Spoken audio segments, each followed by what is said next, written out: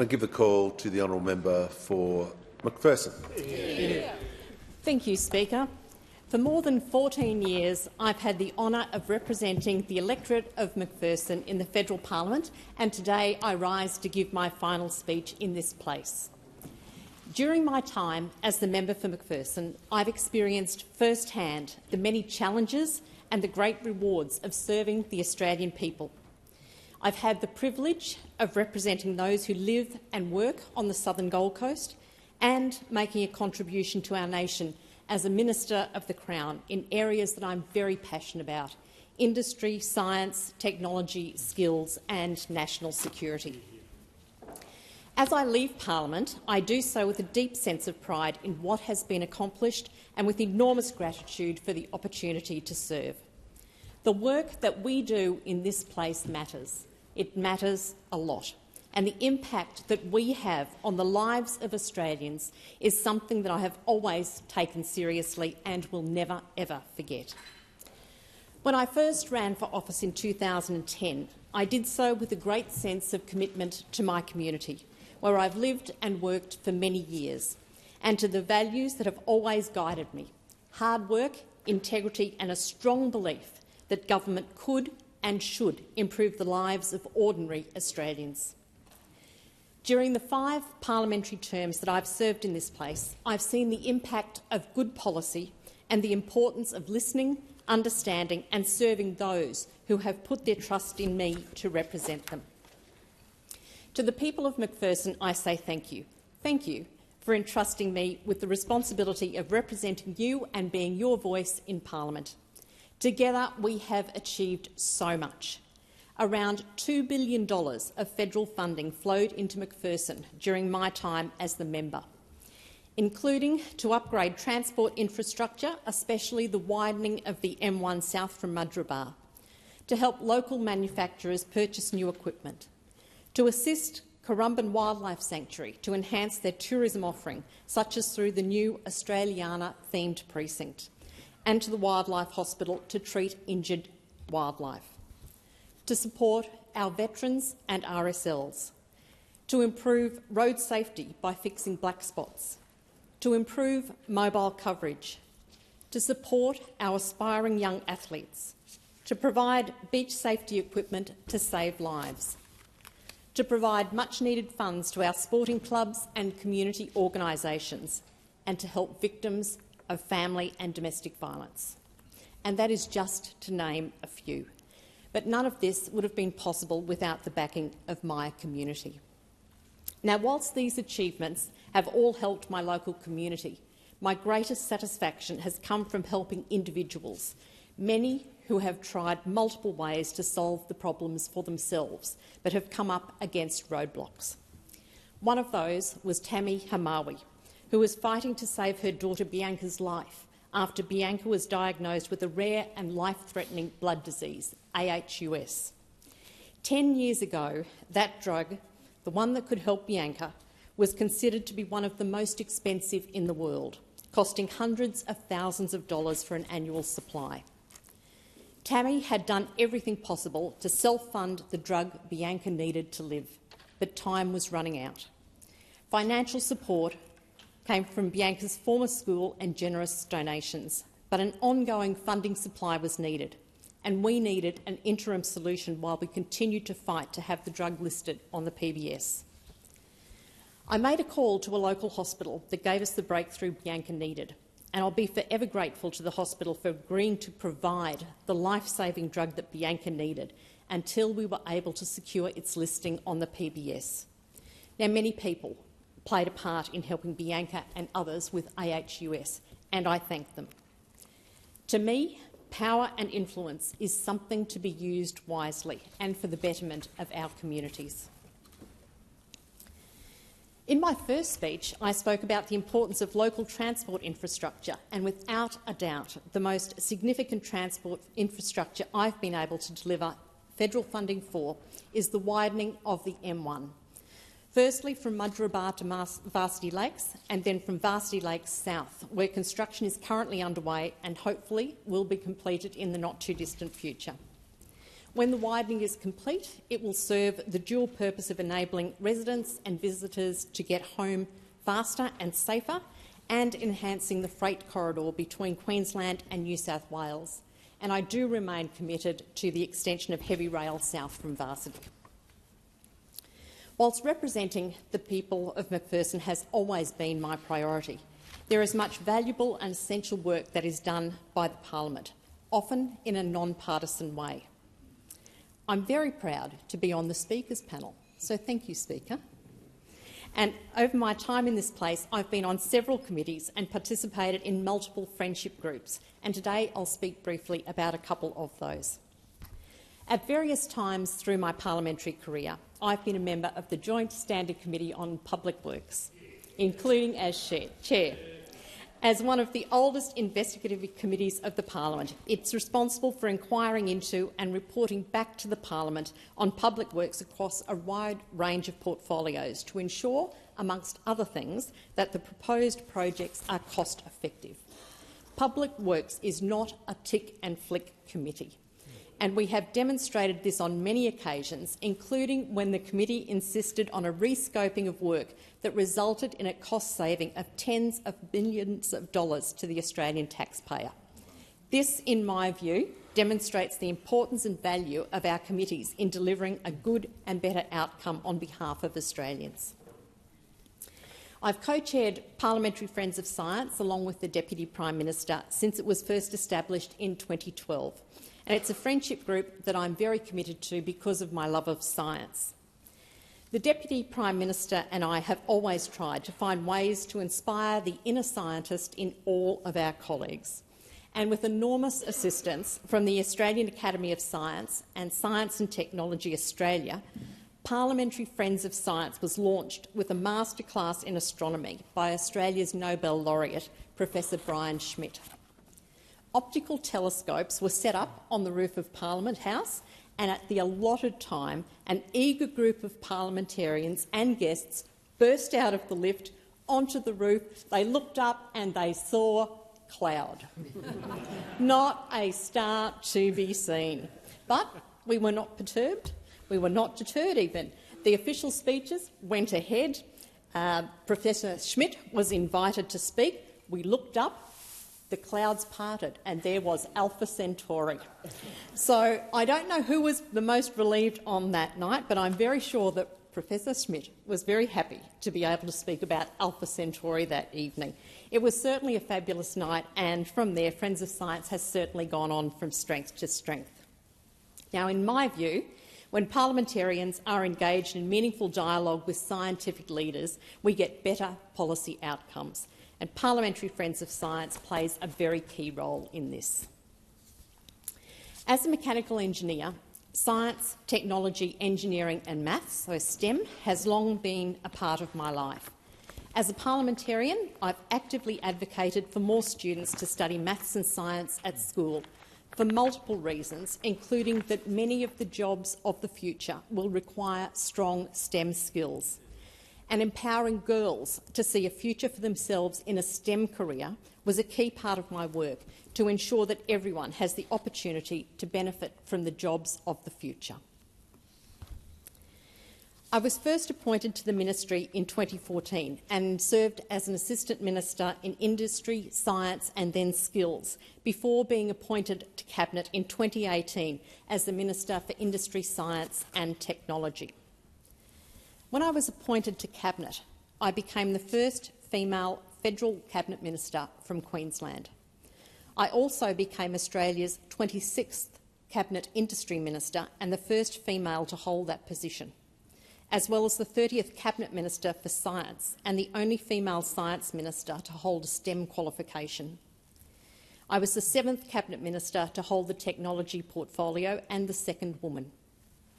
Now, whilst those figures are historically important, what was important to me was the opportunity to bring together industry with science and technology and build a strong industrial base in Australia that would boost our economy and provide the jobs of the future.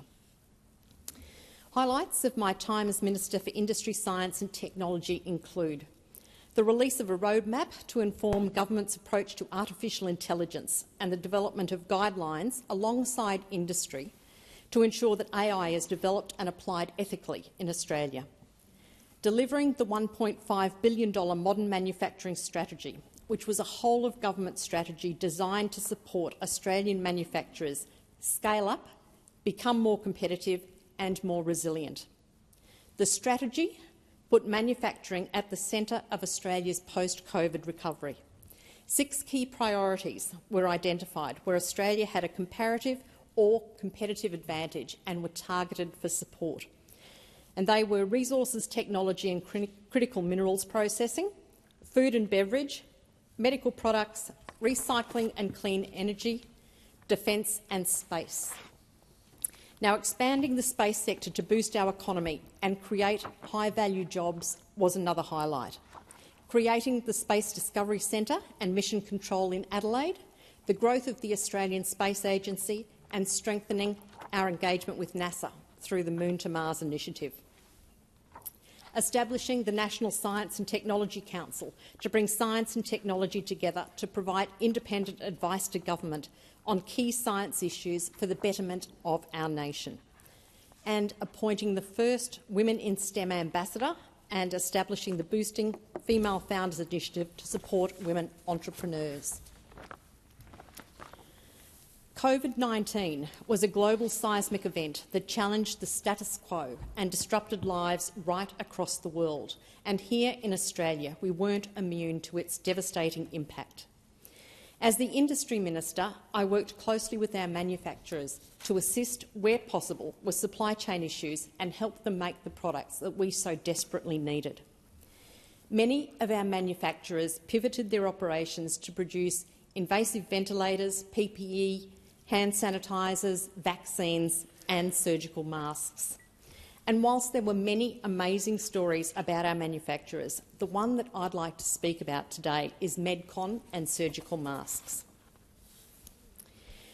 As COVID took hold, Australia needed surgical face masks, but our supply chains were cut and we had only one mask manufacturer in Australia, a company called Medcon that was based in Shepparton that was producing 2 million masks per year. Clearly not enough to meet our pandemic demands.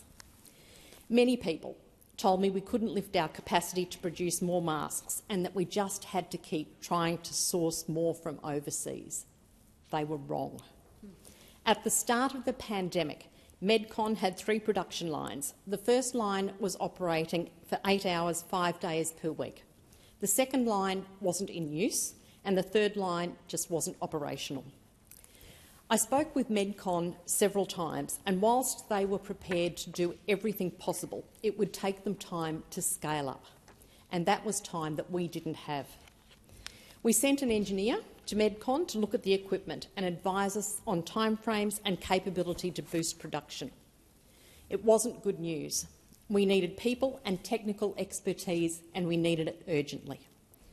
I remember the early morning call with our engineer when he returned from Shepparton, and it was clear that the only way we could do what we needed to do was to call on the Army. It was a Saturday morning. I called the Defence Minister and asked her for assistance. Well, that afternoon, the Army rolled into Shepparton and into Medcon's manufacturing facility, and when they left a few weeks later, all production lines were running around the clock, new staff had been recruited and were trained and operating the machines. The Army had scanned all of the equipment parts and new machines were being manufactured in Echuca, where the original machines had been produced many years before. By year-end, Medcon's manufacturing output had lifted from 2 million masks to more than 59 million masks. Other businesses pivoted to mask manufacturing, and by year-end, the advice I received was that Australia had produced around 400 million masks. So Australia went from 2 million to 400 million masks production in a year. What an amazing effort from our manufacturers. There are many similar stories about the extraordinary work done by Australian manufacturers during COVID, so I know that we have the capability to continue to grow our manufacturing and our industry sector here in Australia. But too many of the manufacturing success stories from COVID have a sad ending. When supply chains reopened and the market was again flooded with imported goods that were readily available at a cheaper price, contracts were cancelled, buyers bought elsewhere, and Australian manufacturers slowed production, with some stopping altogether. Australia, we can do better than this. If we want to have an Australian manufacturing industry, we have to buy Australian-made products. Every day, I wear something that's made in Australia. I read the labels in supermarkets looking for Australian-made, and I buy Australian products whenever I can. And I urge everyone, whenever they can, to support Australian industry, manufacturers, growers and producers, because one by one we can make a difference. Protecting Australians and safeguarding our way of life has always been the highest priority for me, and it was an honour to be sworn in as the Minister for Home Affairs in April of 2021.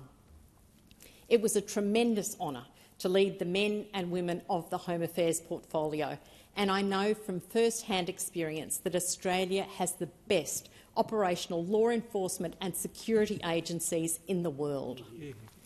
During my time as Minister for Home Affairs, strong law enforcement action, enabled by record funding and new powers, saw record seizures and arrests by the Australian Federal Police and Australian Border Force. Child protection arrangements were significantly improved. A new national strategy to prevent child sexual abuse was launched.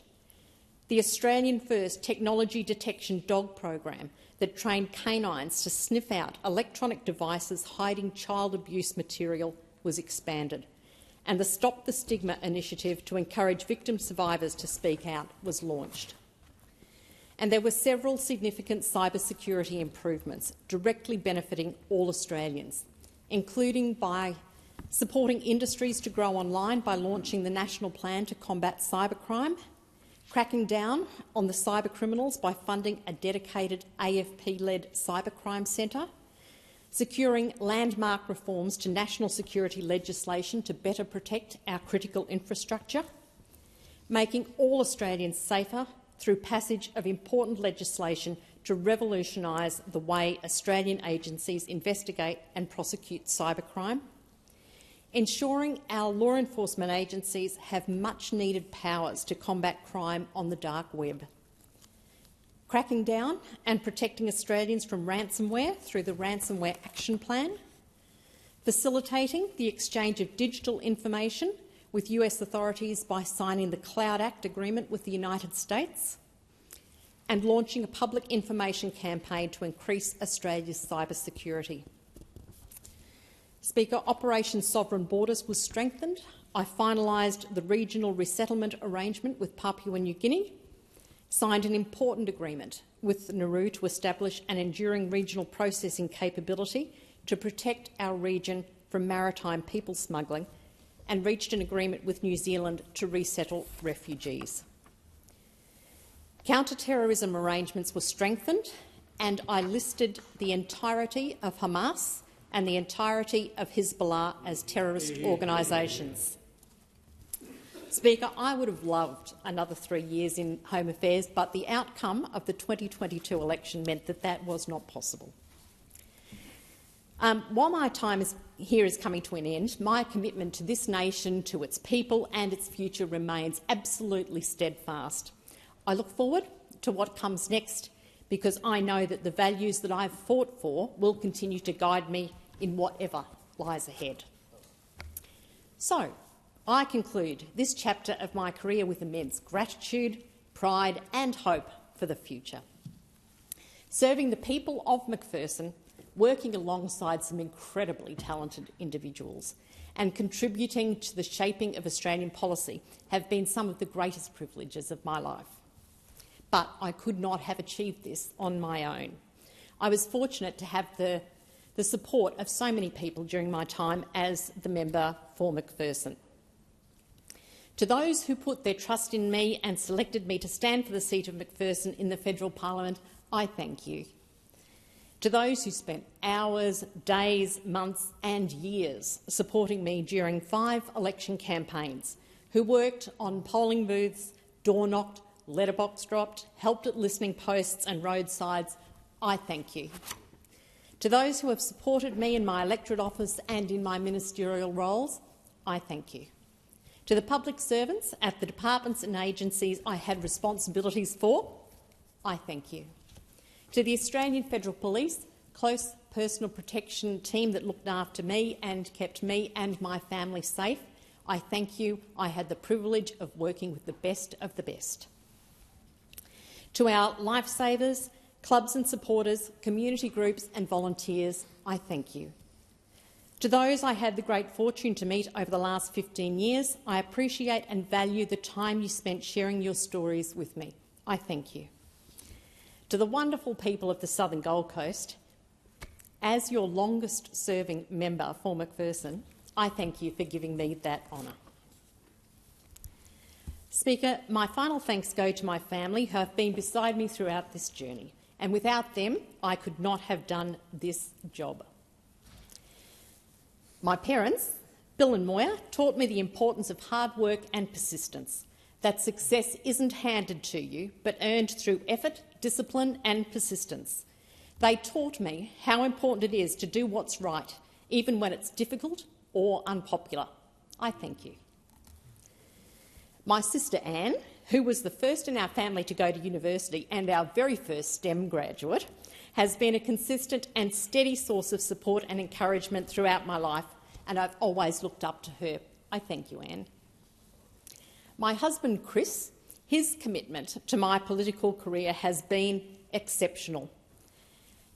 I did ask him if there was anything he wanted me to say in my speech. He originally said no. When I persisted, I said, are there any memories, any highlights? His response was, I didn't think it'd be this long.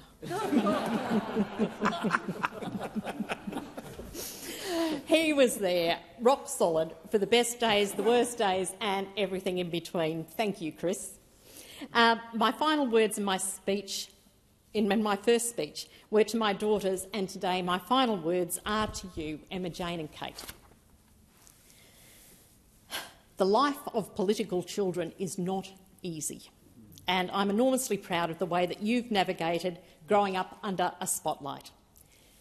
In my first speech, I encourage you to grasp every opportunity that came your way with both hands. You've done that and more.